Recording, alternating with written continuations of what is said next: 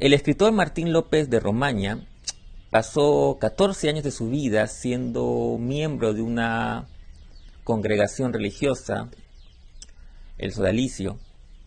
Esa experiencia él la ha plasmado en un interesante, conmovedor e iluminador libro de no ficción titulado La jaula invisible, mi vida en el sodalicio, un testimonio, publicado por el sello Debate. Justamente sobre esa experiencia, sobre la escritura de este libro, conversé con Martín hace unos días y quiero compartir con ustedes dicha conversación. Pero antes quiero recordarles, sigamos leyendo. Las librerías siguen funcionando de manera presencial, pero también lo hacen en modo delivery. Y yo quiero recomendarles la estupenda librería El Virrey. Pueden encontrarla en su local, en el Óvalo Bolognesi, en Miraflores, y también en sus redes sociales como Facebook e Instagram. Ahora sí, sin más preámbulos, los dejo con la entrevista con Martín López de Romaña, aquí en Letra Capital.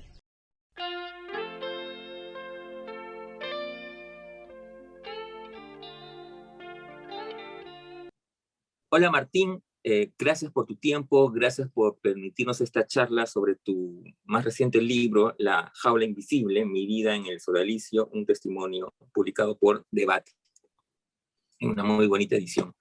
¿Cómo estás, Martín? Hola Carlos, ¿qué tal? Muchas gracias por la invitación.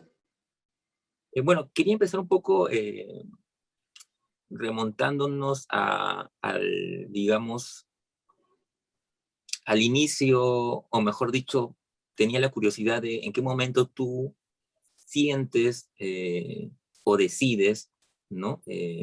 Escribir este libro. Es decir, eh, no sé si ya lo, digamos, tenías esa idea desde mucho tiempo antes, o hay un momento, digamos, específico en el que tú dices, no, yo tengo que escribir esto. A ver, yo salí del sodalicio a los 33 años y a los 2 años así, hacia el 2010, me acuerdo que conversé con Jerónimo Pimentel, quien es amigo mío, y aparte es mi editor, y me dijo, tú sabes que escribir, incluso publicar un libro sobre tu estadía en el Sodalicio sería como ganarte un boleto de salida de todo este problema. Y me dejó pensando. Luego hablé con el periodista Raúl Tola y me dijo, ¿por qué no botas la pepa? ¿No? Y en ese momento yo no estaba preparado para afrontar pues un balance en mi propia vida, ni de mi estadía en el sodalicio, aparte tenía demasiado cerca el fenómeno, pero ya tenía en la cabeza, o sea, el libro adentro de mí ya estaba empujando por salir, digamos, ya quería aparecer, y ahora unos 7 años que comencé ya a escribir. De hecho, comencé con la primera línea del libro, ¿no? Diciendo que iba a romper un juramento que le había hecho a Luis Fernando Figari, el fundador de Sodalicio, eh, por mi salvación eterna, nunca revelar lo que iba a narrar en este libro, ¿no? Y han sido 7 años de luchas, de idas y venidas, y siempre he estado redactando el libro en mi mente, ¿no? Aunque no todos los días he escrito, digamos, páginas o frases, en mi cabeza siempre estaba la idea de afrontar este proyecto así. Uh -huh. Claro, que generalmente, bueno, tú eres escritor además, y claro, un escritor muchas veces, aunque algunos no lo sepan, escribe mentalmente, es decir, uno trabaja un libro a pesar de no escribirlo stricto sensu, ¿no? Lo Claro. que también me da curiosidad es, ¿cómo así decides que, que en este caso lo mejor era un libro de no ficción? Porque digamos que hay otros casos donde se ha abordado el tema a través de la ficción, ¿no? Mm. Eh, pero tu libro es diferente, es un libro de no ficción, un libro escrito en primera persona, modo de testimonio. Mm. ¿Te fue fácil? ¿Lo tenías claro desde el inicio o en ese proceso fue apareciendo esa posibilidad?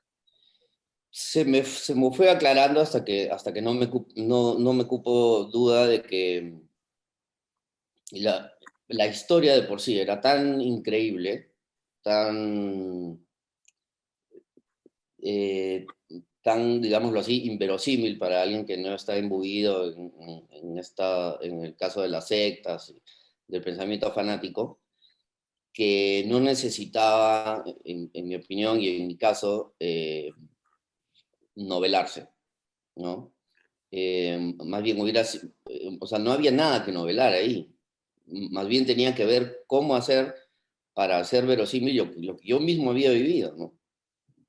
Porque hay, como habrás visto, hay situaciones y episodios que son de lo más extraño. Pues, ahora, lo que sí decidí más o menos pronto es que si ya iba a hablar de las interioridades del Sodalicium, eh, con todas sus letras y con una honestidad brutal, por una cuestión de simetría quizás, también debía hacer lo propio conmigo, porque el libro era un balance, era un afrontar mi propio pasado, ¿no? Entonces, así como he sido eh, absolutamente gráfico a la hora de describir, por ejemplo, a Luis Fernando Figari, a ciertos sodalites y sobre todo los modos de actuar de la institución, también he sido brutalmente honesto conmigo mismo y he dicho exactamente, o he procurado decir exactamente lo que yo he vivido y mis procesos interiores, ¿no? Ahora, mientras leía el libro pensaba justamente en el proceso de escritura. Tú más o menos me has comentado que duró más o menos 7 años, eh, en las que yo pensaba en, digamos, un doble trabajo, ¿no? Por un lado, un trabajo de retrospección o introspección, ¿no? Es decir, recordar un poco eh, las cosas que te han pasado, que no debe haber sido fácil, imagino. Y por otro lado, también, digamos, hay mucha información, hay pie de páginas, hay referencias a otros libros, ¿no? Que también debe haber sido otro proceso de investigación. Es cierto, sí, ha sido un proceso, ha sido una investigación también larga y concienzuda, no solo de las publicaciones y testimonios de otros sexualities que han ido saliendo, que siempre he procurado estar al día con todo, sino que también he hablado con muchísimas personas sobre el tema, ¿no? Hace un tiempo me puse a ver, a hacer una lista de todos los exodalites con los que he hablado sobre el tema del Sodalicium, sobre qué opinan, sobre cuáles fueron sus vivencias, y la lista es de 90 personas. O sea, no es poco como, digamos, como base empírica para, para decir, ¿no? Y aparte yo quise ser desde el momento sumamente cuidadoso y tratar de ser lo más objetivo posible, o sea, no dejarme llevar por la, digamos, por la indignación o la ira o lo que sea, sino que tratar de ser lo más, que se parezca lo más a la verdad, ¿no? La verdad ocurre solo cuando ocurre y lo demás es, de alguna manera, interpretaciones. Pero yo quería hacer un libro bastante cuidadoso en ese sentido, precisamente para afirmar que todo es verdad. Pues, por eso me cuido mucho de, por ejemplo, muchas anécdotas que pongo.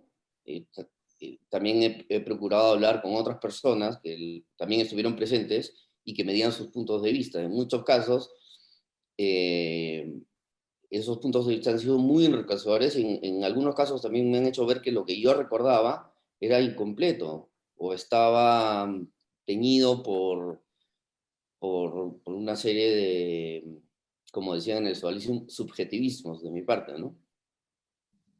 Claro. Eh, claro, porque ahora que hablas de, digamos, de la memoria, a veces, muchas veces uno añade a ciertos vacíos eh, información que luego, claro, contrastarla, te das cuenta de que no ocurrió así. Lo que me lleva a preguntarte una curiosidad, ahora que mencionas esto de conversar con exodalites. Y me imagino que en esas conversaciones habrán habido casos de exodalites que han estado en un modo negación, o no. Sí. Yo mismo cuando salí del Sodalicium, y hasta muchos años después, estaba un poco en modo negación, porque yo pensaba, si es que hago que en mi mente el Sodalicium pierda esta aura de santidad, de sentido, de bondad, etcétera, y me doy cuenta y acepto que es una secta y que sus fines eran bastante perversos y sus medios también, tendría que aceptar que soy un idiota, un completo idiota que simplemente ha entregado sus mejores años a un propósito absurdo y fanático. Aceptar que me equivoqué también era también aceptar que el sodalicio pues distaba mucho de la perfección y acercarme un poco al corazón de las tinieblas y ver cuáles habían sido los verdaderos motivos de sus líderes máximos y toda la retahíla de catástrofes personales que arrastró la institución, ¿no? Es cierto. Algunas personas con las cuales hablé al comienzo, claro, pretendían mantener una visión del sodalicium como inmaculado o esta versión de que, claro, es un barril de manzanas en el cual había algunas manzanas podridas que se pueden sacar y todo lo que queda está bien, pero al final incluso estas personas se fueron dando cuenta y fueron aceptando que en realidad la versión de las manzanas podría ser equivocado. El problema era el barril, es decir, el sistema corrompía a gente que entraba con la mejor de las intenciones y, y que se iba deformando por un sistema fanático, elitista, racista y todas las otras características que menciono en el libro, ¿No? Ujú. Otra cosa me pareció, no sé si interesante sea la palabra, pero que me conmovió un poco, o bastante, tiene que ver con el tema de la vocación. No la vocación, digamos, religiosa, sino la vocación por el arte, por la escritura, la literatura, que de alguna manera te fueron, por lo que leo en el libro, te lo fueron derribando. Es más, creo que tú mencionas esa palabra, ¿no? Derribando vocación, algo así. ¿no? Tanto en el arte, recuerdo una imagen o una escena en la que alguien te dice que eso no es importante, algo así, cuando estabas tú haciendo algo. Y luego el mismo Figari respecto a tu vocación por la literatura y la escritura, ¿no? Cuando él te pide, entre comillas, que escribas sobre él. Es cierto. Es curioso porque Luis Fernando, de alguna forma, em, promovía en algunos odálites que escribiesen o que pintasen, etcétera, pero en su mente, que era básicamente política, todo esto correspondía a una labor de propaganda de la institución. Es decir, uno debía crear arte, además, según el estilo sodalite, o literatura según el estilo sodalite, era básicamente, tan solo podía ser edificante en los términos en los cuales esto se entendía en el sodalicio. Entonces, claro, Luis Fernando a veces, o con cierta frecuencia a mí en concreto, me alentaba a escribir y todo, pero yo solo podía escribir bajo el pensamiento sodalite, es decir, no podía abrirme hacia ninguna ambigüedad, todo tenía que ser teológica y canónicamente impecable, porque esa era su manera de escribir y esa era su manera de relacionarse con la opinión pública y con la iglesia, ¿no?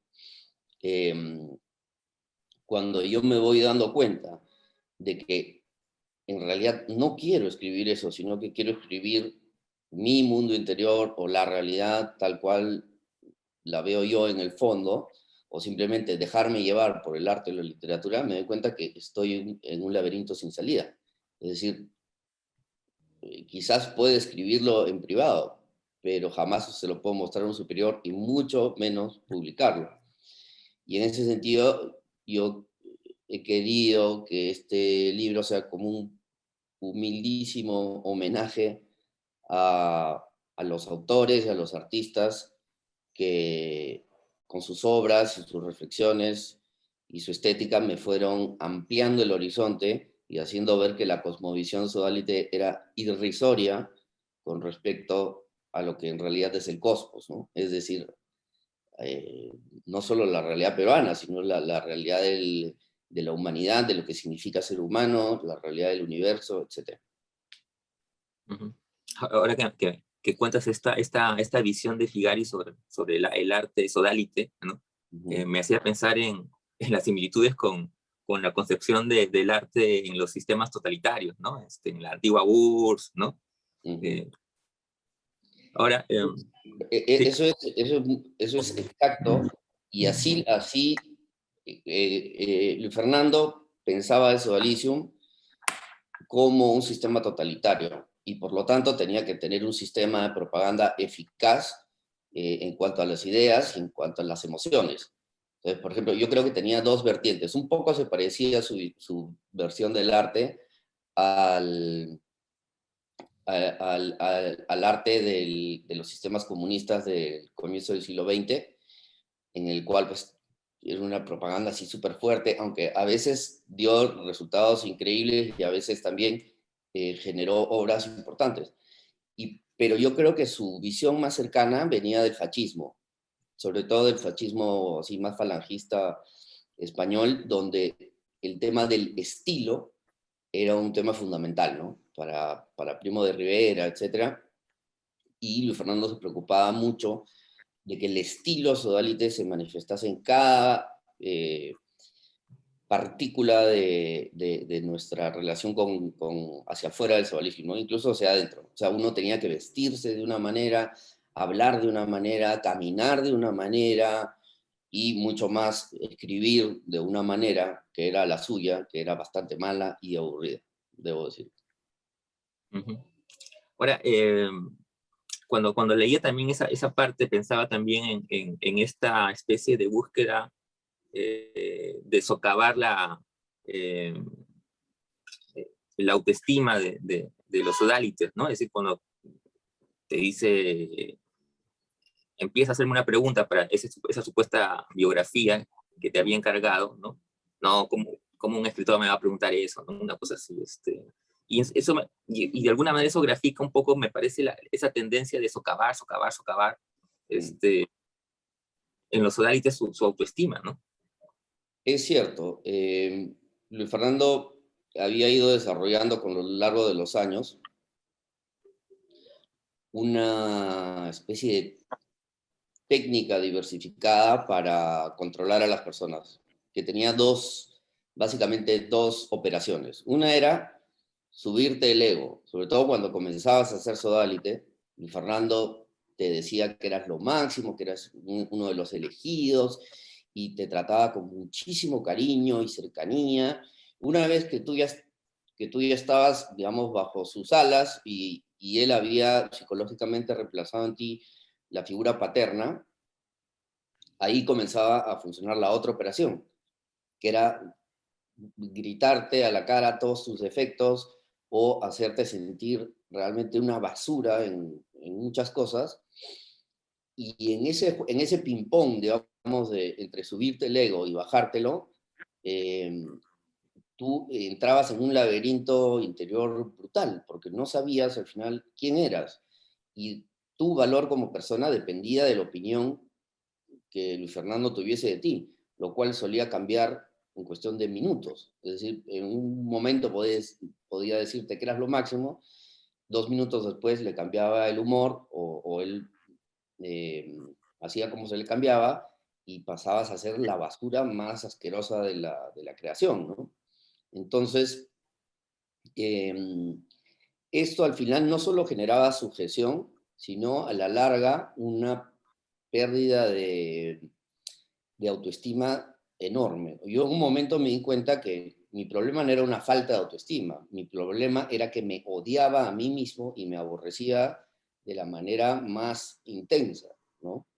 Es decir, estos juegos emocionales terminaban por malograrle la vida a muchísimos de las personas que tenía bajo su cargo, ¿no?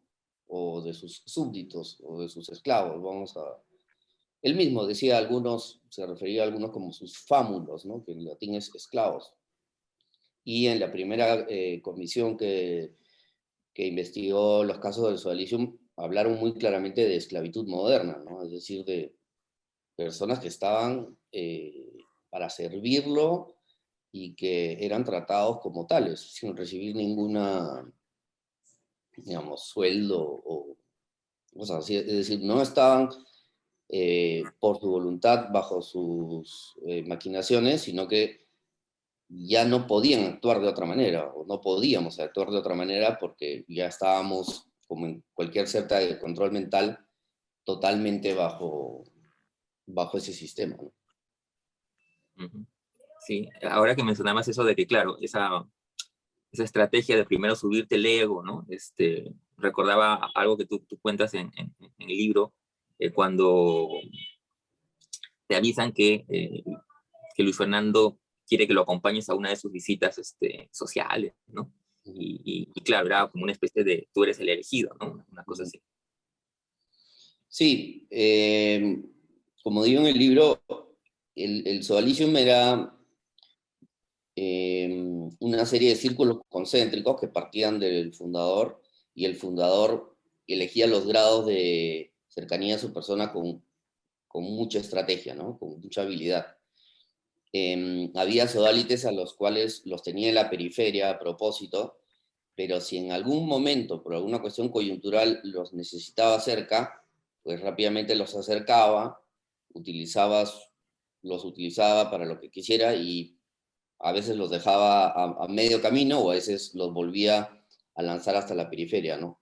Lo particularmente doloroso y indignante del caso Sodalite es que casi todos los que estaban en su círculo íntimo eran racialmente caucásicos, que te digo, rubios, etc. Mientras que en las periferias del Sodalicium y de los intereses de Luis Fernando estaban chicos o personas más de rasgos mestizos, ¿no? Yo creo que el mismo Luis Fernando tenía algún complejo racial no resuelto y súper intenso, lo cual le hacía ver el mundo como dividido entre blancos y no blancos, ¿no? Él mismo decía, por ejemplo, por alguna razón que no puedo saber, es más fácil ver la vocación en chicos que tienen ojos claros que en chicos que tienen ojos oscuros, ¿no? Siendo que él mismo tenía ojos oscuros. O, por ejemplo, en una ocasión me dijo, cuando veo a un chico, cuando veo a los ojos a un chico que no es ésper, es decir, que en su mentalidad que no era, eh, ¿cómo se llama? Que no tenía dones paranormales y básicamente no era rubio o de ojos claros, me decía, siento que estoy viendo los ojos de un perro. Es decir, era, creo que Luis Fernando de alguna forma veía en las personas, no personas, sino actuales o potenciales esclavos, ¿no? Sí. De hecho, hay una escena que grafica para mí muy intensamente este complejo racial de él, justamente cuando lo acompañas a esta obra social, y él luego de cargar niñitos, en fin, hacer todo ese proselitismo, se comienza a desinfectar las manos de una manera paranoica, diríamos. Es cierto, tenía todas las paranoias y psicopatías que te puedas imaginar. Una de ellas era esta de que por alguna razón o sea, era incapaz de tocar a sus seguidores eh, más, digamos, o que no eran de clase alta o que tenían rasgos mestizos o lo que sea. Por ejemplo, cuando daba una de sus famosas charlas que eran y llenas de gente, súper aplaudidas, con porras y con todo lo demás, él le daba la mano a sus seguidores, pero mantenía siempre una mano en el bolsillo, porque cuando estaba hablando a la gente, necesitaba tener una mano limpia con la cual, por ejemplo, arreglarse las gafas o tocarse la cara, ¿no? Aparte de esas cosas, tenía una paranoia enorme con contraer el virus del SIDA, lo cual uno sospecharía, uno diría pues en alguien que supuestamente es célibe, no debería mucho que temer, ¿no? Pero él estaba súper preocupado por no contraer el virus del SIDA, tanto así que, por ejemplo, sus secretarios no le podían enviar correcciones a sus textos con tinta roja, porque la tinta roja le recordaba la sangre, que era uno de los medios de transmisión del SIDA. Entonces, aparte de esas paranoias, tenía paranoias persecutorias, pensaba que lo escuchaban por teléfono, que lo querían asesinar, que, que lo espiaban, que alguien le quería hacer daño, etcétera, etcétera, ¿no? Su vida era una paranoia así casi hitleriana, ¿no? Ujú, sí. Un poco para terminar, Martín, también me interesa un poco la estructura del libro, ¿no? ¿Cómo fue que la ideaste? Me imagino que fue en el camino, Ujú. ¿no? ¿O ya lo tenías claro? Yo tenía claro que, o me di cuenta a los pocos años de salir de Solisium, que mi historia ya de por sí, ya digamos en orden cronológico, ya tenía cierta estructura literaria, ¿no? Básicamente, chico inocente que entra en la secta y después sale. Y de ahí ya a la hora de armar el libro, sí recurría, se me fueron ocurriendo ciertas maneras de conectar los capítulos o de incluso terminar con una pregunta abierta a un capítulo, comenzar otro y recién en el siguiente cerrar la pregunta del primero o ese tipo de cosas. Ahora, lo que más, y me fui dando cuenta ya cuando iba a terminar el libro, que había símbolos casi litúrgicos que se repetían muchísimo, ¿no? Probablemente el más potente o recurrente sea el del fuego, de las fogatas, que es un mismo símbolo que va teniendo manifestaciones muy diversas, desde las más positivas hasta las más negativas, eh, y otras cosas que también me di cuenta al final y me di cuenta de que se habían establecido ciertas relaciones o conexiones entre símbolos y estructuras literarias que yo no había previsto, lo cual me alegró muchísimo porque recordé lo que dice Lobo Antunes de los libros, que dice, un libro es un organismo vivo, más allá de la vida que pueda imprimirle uno conscientemente, el libro por sí solo comienza a interrelacionarse, a hacerse autorreferencial y a enriquecerse a sí mismo, ¿no? Lo cual, cuando me di cuenta que eso estaba pasando en el libro, ya me sentí muy seguro y dije, bueno, este es el camino de la literatura. Cuando pasa eso, es cuando un libro comienza a vivir, a cobrar vida ante tus ojos, es cuando estás ante el fenómeno literario, que es que va mucho más allá de simplemente el texto como comunicación de ideas. Ahí se vuelve el texto como comunicación entre personas, como comunicación con las distintas regiones del mundo interior y comunicación entre la realidad y la ficción, ¿no? Que esa comunicación es viva y cuando aparece, no aparece eh, 100% gracias a ti, sino aparece, yo creo que en mayor parte gracias a este arte maravilloso que es la literatura, que es absolutamente irreemplazable para el ser humano, ¿no? Ujú. Un poco para ya terminar, una curiosidad que me dio, ahora que mencionabas a Jerónimo y lo que te dijo sobre esta especie de liberación a partir de la escritura de este libro, pensaba, me corregirás si es así, que quizás de alguna manera, bueno, no sé, si me dio la impresión que de repente esta necesidad de sacar esto en un libro, eh, podía de alguna manera beneficiar tu literatura, digamos, me explico. Quizás había una especie de cortapisas y que de alguna manera ahora, no sé, puedes estar más libre para escribir. Me imagino, quizás esté equivocado, ¿no? Yo creo que tienes toda la razón y que en un momento yo me di cuenta que si no escribía esto, se acababa para mí la literatura. Es decir, no iba a tener la autoridad ante mí mismo para escribir nada más. Ahora que ya he botado la pepa, eh, estoy con unas ganas de escribir increíbles y yo creo que el tema que vaya a tocar va a ser, o sea, según mi deseo, lo más alejado posible a este tema, ¿no? Ahora, uno es lo que es y obviamente va a aparecer mi pasado de todas maneras, pero espero que muy encubierto y que ahora sí quiero escribir de algo quizá diametralmente opuesto, pero ahora sí me siento libre y, y con el camino despejado. Esa es mi sensación. Muchas gracias, Martín. Yo estaré atento de tu nueva publicación. Muchas gracias. Ha sido un Muchísimas placer. gracias. Para mí también, gracias.